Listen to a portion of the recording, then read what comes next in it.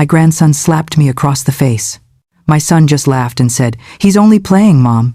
My daughter-in-law sneered. "Go on, hit him back if you dare." I looked at them all and smiled gently. "It's all right," I said. But that night, as the house fell silent, I made one quiet decision. By morning, one letter from the school would make them all wish they'd never humiliated me. They thought my silence meant weakness. They were wrong. Before we dive in, drop a comment and let us know where you're watching from. We'd love to hear from you. And if you enjoy true stories like this, be sure to like the video, subscribe, turn on the notification bell, and share it with someone who'd love it too.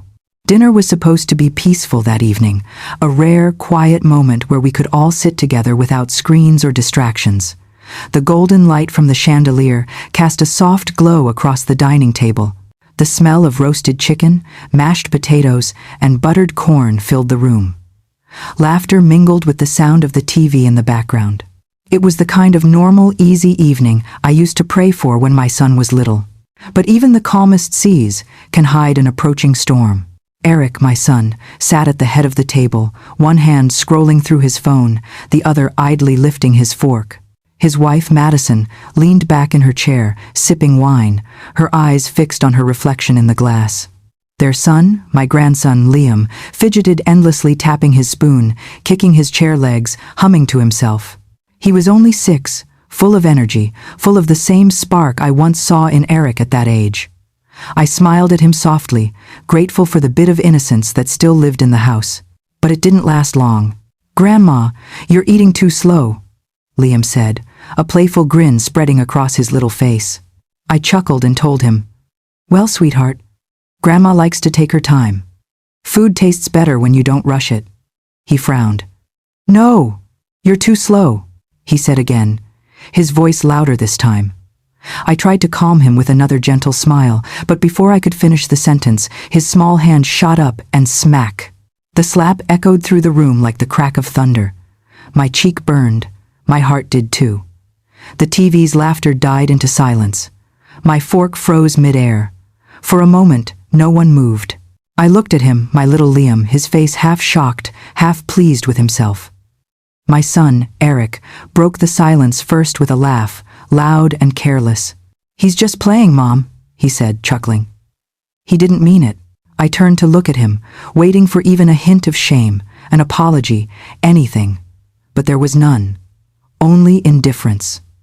Madison leaned forward with a smirk, her voice sharp and dripping with venom. "Go on then," she said. "Hit him back if you dare." Her words hung in the air like poison. The room fell cold. I stared at all 3 of them, my family, the people I'd given everything for. The sting on my cheek didn't hurt as much as the realization that I was utterly alone in that room. But instead of shouting, instead of crying, I smiled. A small, calm, haunting smile. "It's all right," I said softly. The boy turned away, giggling. My son returned to his phone. Madison sipped her wine like nothing happened. But that smile, the one frozen on my face, wasn't forgiveness. It was farewell. When dinner ended, I cleared the plates quietly while they lounged in the living room. Their laughter returned, shallow and cruel. I washed each dish slowly, the sound of running water mixing with my thoughts. Every bubble that burst in the sink felt like a memory fading away. Later that night, I sat alone in my room. The only light came from the old lamp beside my bed. My cheek was still warm where Liam's tiny hand had struck it. I raised my fingers to it, gently tracing the outline of his palm as if it were burned there. I looked at the reflection in the mirror, an old woman, tired, holding back tears. She no longer had the strength to cry. On the dresser beside me was a framed photo, Eric, no older than 7, grinning in his first-grade uniform. His shoes had holes, his backpack was stitched together at the seams. I remembered that day like it was yesterday. I worked a double shift at the diner that week just to buy that backpack. I'd gotten home at midnight, my hands smelling of grease, my feet aching. But when he smiled the next morning, all the exhaustion disappeared. That was motherhood. Giving until there was nothing left, and still finding a way to give more. I whispered to myself. I gave him everything I never had. But somehow, I raised a man who forgot where he came from.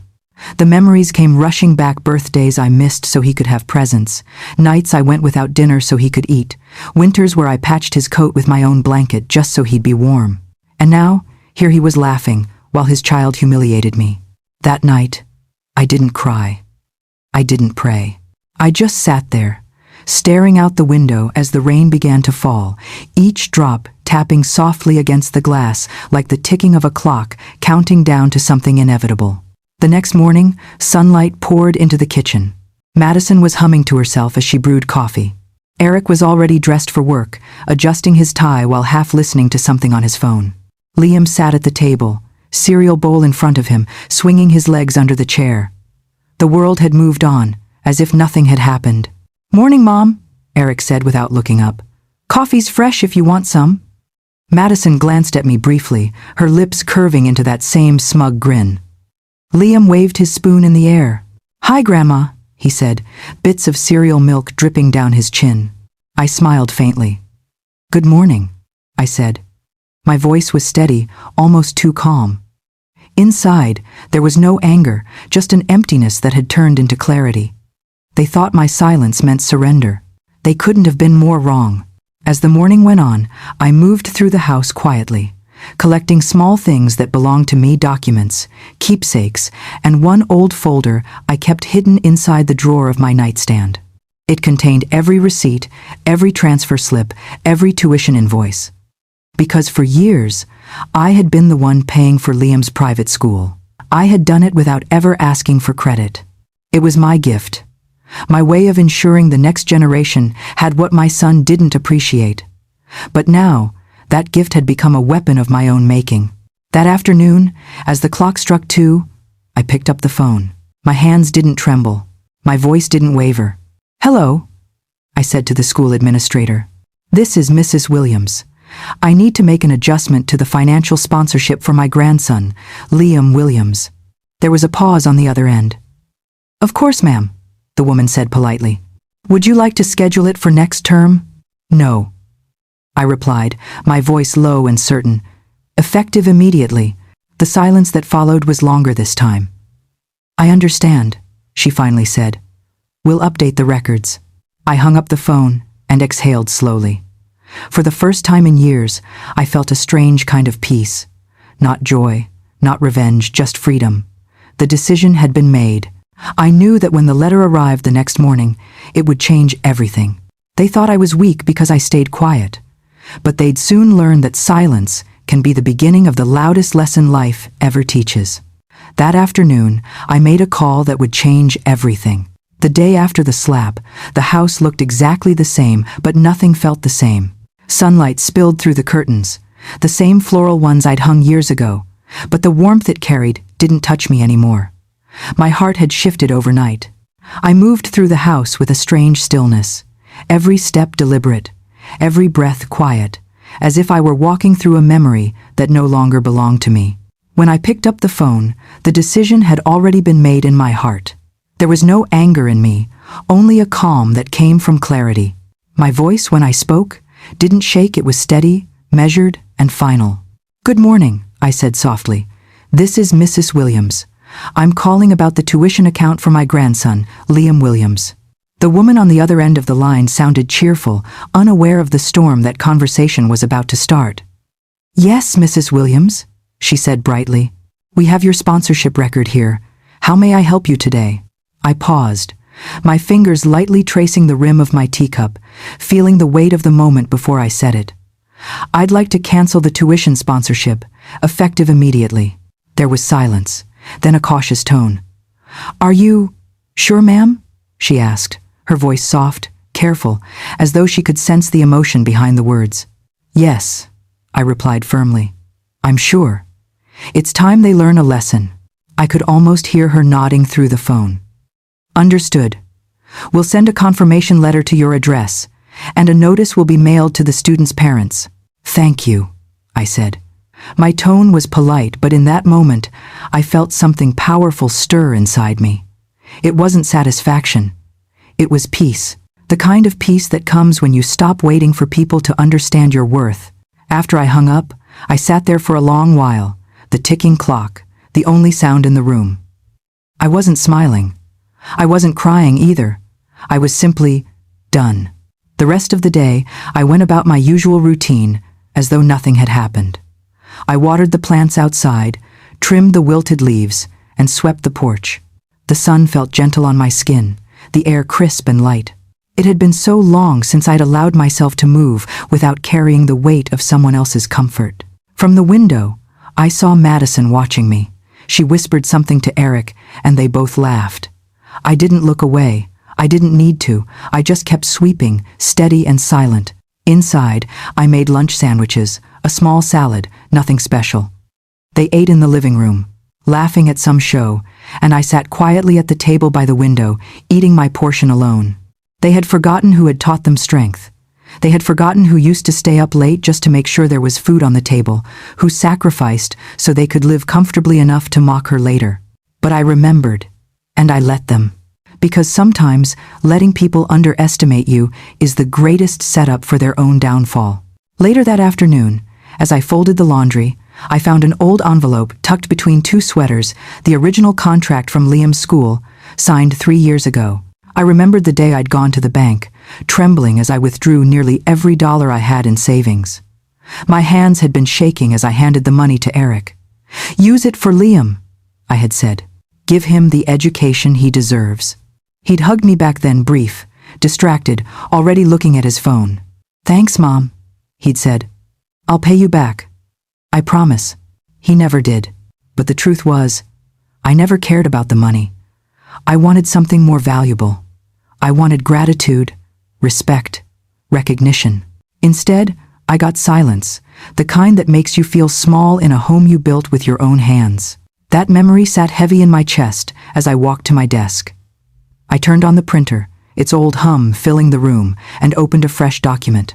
My fingers hovered over the keyboard for a second before typing the words that would end an era. It wasn't just a letter, it was a declaration of boundaries, written in ink. When the printer finished, I lifted the paper gently.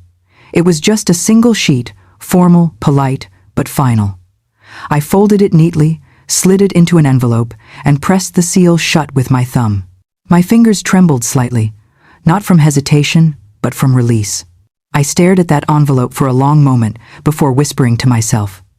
Sometimes revenge doesn't need noise, just ink and patience. I placed the letter on the hallway table right next to the stack of mail waiting to be picked up. As I stood there, I caught my reflection in the glass of the front door. The woman staring back wasn't weak anymore. Her silence wasn't submission, it was strategy. The next morning, when the mail carrier came, I handed him the envelope with a small smile. "Just this one today," I said. He nodded and tucked it into his bag. As I watched him walk down the driveway, a sense of calm washed over me, like I'd just closed a chapter no one else knew was ending. Inside, I could hear Madison laughing again, loud and careless. Eric was pacing the living room, arguing about something on the phone. Liam was in his room, his laughter echoing faintly through the hall. None of them had any idea that the foundation beneath their comfort had already shifted. They still thought my quietness meant I'd accepted my place.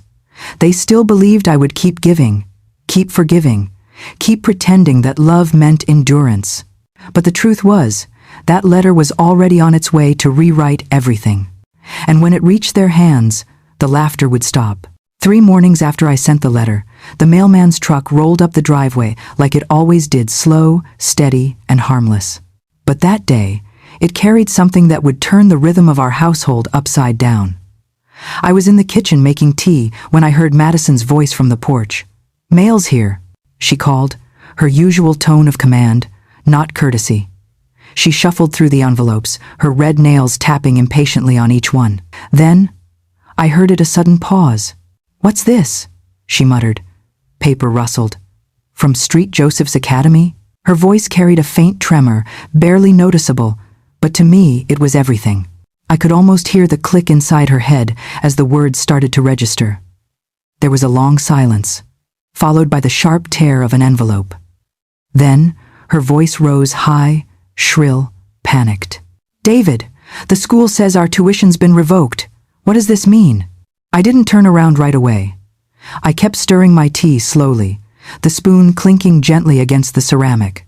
The air in the house changed heavy now, charged. I could hear Eric's footsteps thundering down the hall, his voice low but tight. "What are you talking about?" He snatched the letter from her hands, and I could feel the silence that followed as he read. It was the silence of realization, the kind that doesn't need words to wound. He walked into the kitchen, letter in hand, his eyes sharp. "Mom," he said, his tone clipped. "Did you do this?" I looked up at him, calm as the morning sun. I didn't raise my voice, didn't flinch. I simply poured my tea into the cup, steam curling softly between us. "I simply stopped paying for disrespect," I said quietly. He blinked, as though he didn't understand. "You? Stop paying?" His voice cracked on the word. "Yes," I said. "For years, I've carried you all your mortgage when you were behind, the tuition, the groceries, even the car repairs. And in return, you gave me laughter at my expense." For the first time in years, Eric didn't have a comeback. His mouth opened slightly, but no sound came out. He just stood there, his pride stripped bare in the morning light. From the living room, Madison shouted, "You ruined everything! You can't just pull him out of school!" Her voice quivered with panic, but beneath it was anger, not for her child's future, but for the comfort she'd lost. "Ruined," I said softly. "No, Madison," I corrected. She stormed into the kitchen, her face flushed, eyes wet with fury. "You had no right," she screamed. "This affects Liam. How could you do this to your own grandson?" I turned toward her, calm as ever. "I didn't do this to him. I did this for him." Her jaw dropped, disbelief flashing across her face. "For him? You think humiliating us helps him?" "I think," I said, placing the teapot gently on the counter, "that teaching him consequences helps him. Because if he learns now that disrespect carries a price, maybe he won't grow up to laugh in someone's face when they're hurting." The silence that followed was deep, the kind that settles like dust after a storm. Madison's breathing was heavy, Eric's eyes dropped to the floor, and in the hallway stood Liam, small and wide-eyed, clutching the frame of the door. "Grandma," he whispered, "am I not going to school anymore?"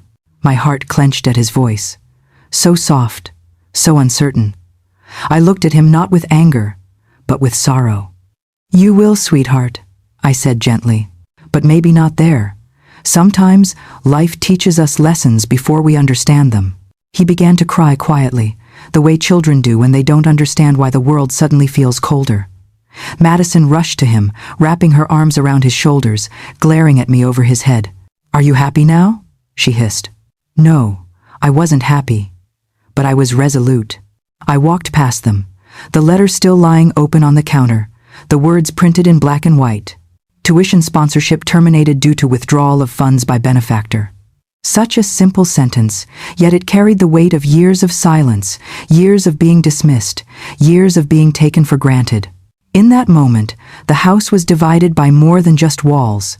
It was divided by truth. I sat back down at the table, lifting my teacup with steady hands. I didn't want revenge, I said softly to myself, more than to them. I wanted understanding. The words hung in the air like smoke, heavy and unshakable.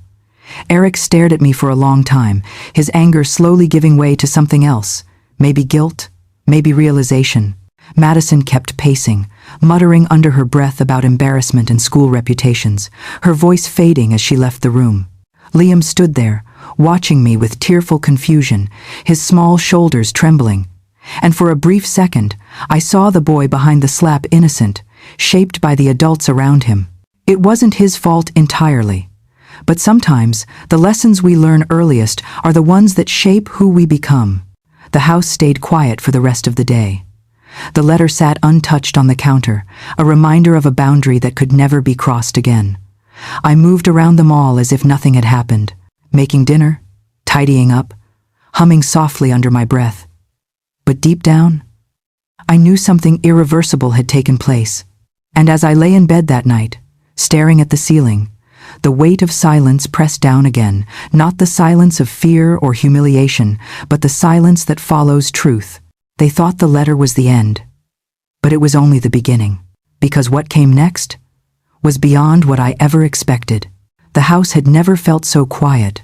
Not the calm kind of quiet, the heavy kind, the kind that sits between walls and lingers in every breath. The letter had done more than revoke tuition. It had peeled back years of comfort, entitlement, and buried resentment.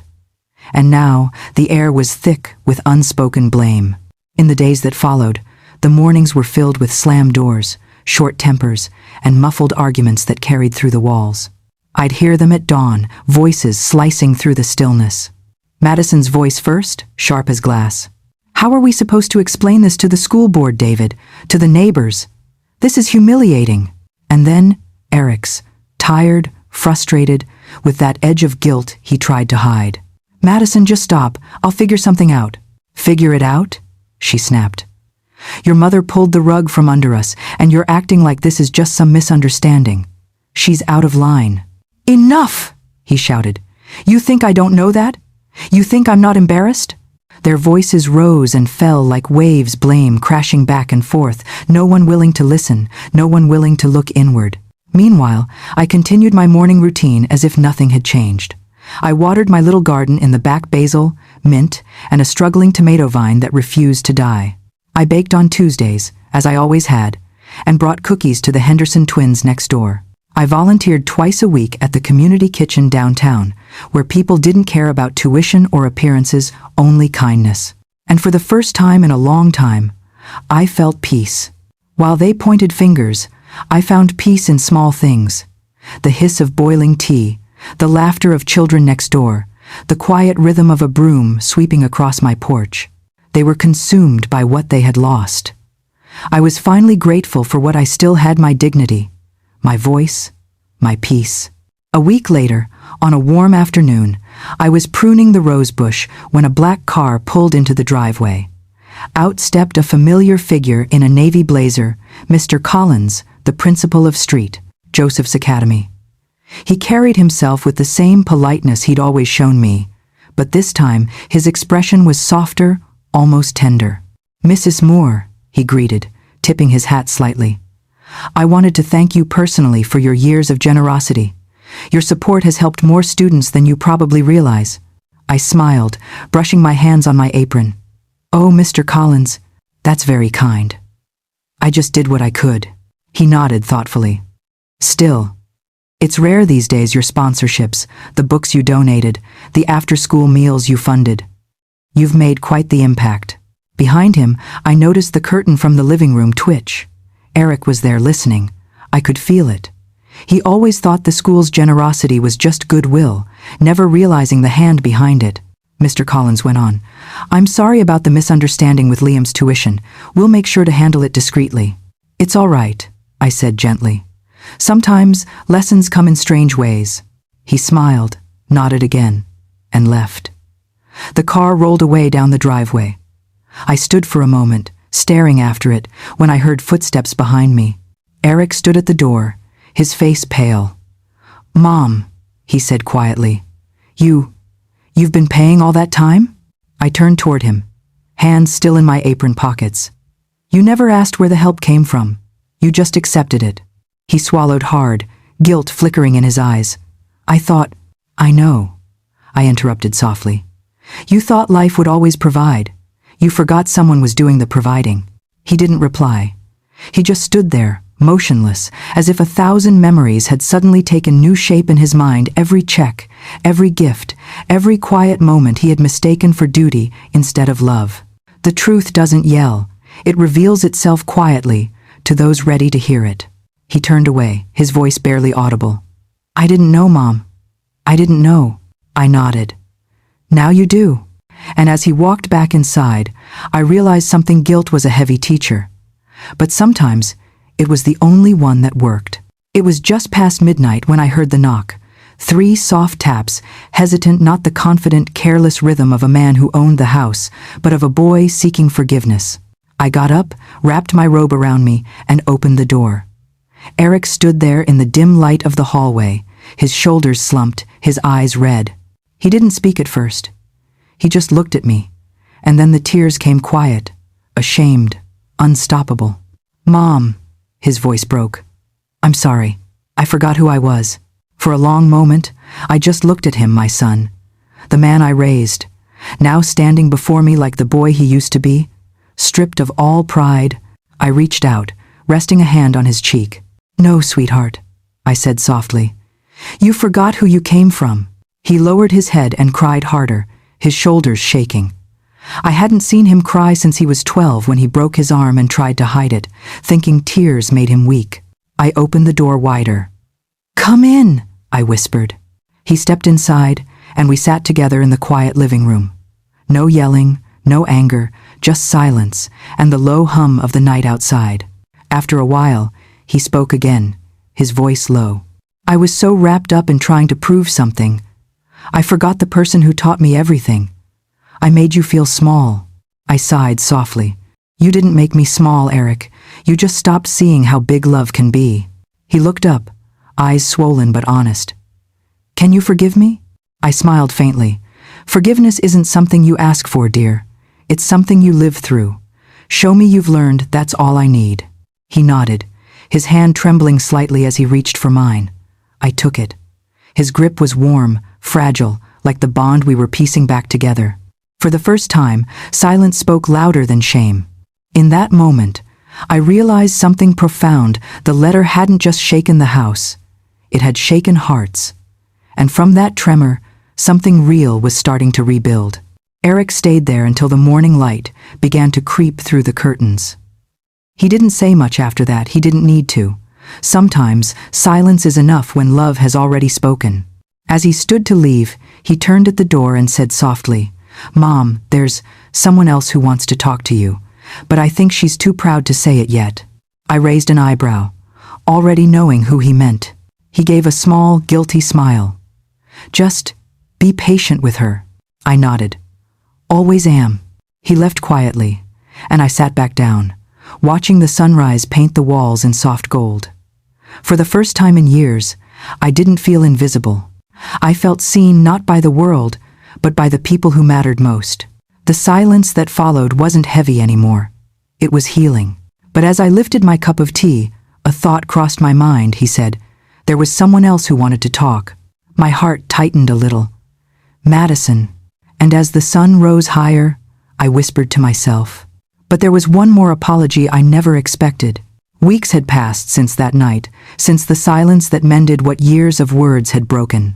The house had changed. The air no longer carried the sharp edge of pride or resentment. Instead, it moved softly, gently, like the quiet after rain. The clinking of dishes, the sound of morning cartoons, the smell of coffee, small things that had once been background noise now felt like peace returning home. I didn't wait for apologies. I didn't chase remorse. I had already received what I needed: stillness, clarity, and the comfort of knowing I had finally drawn a line without raising my voice. But one afternoon, life sent me a moment I wasn't expecting. He came to me quietly, standing in the doorway, small and unsure. His hands were clasped together, his eyes downcast, his voice barely above a whisper. "Grandma," he said, "I'm sorry." There was no performance in his tone, no pressure, no pretense, just a child's simple truth.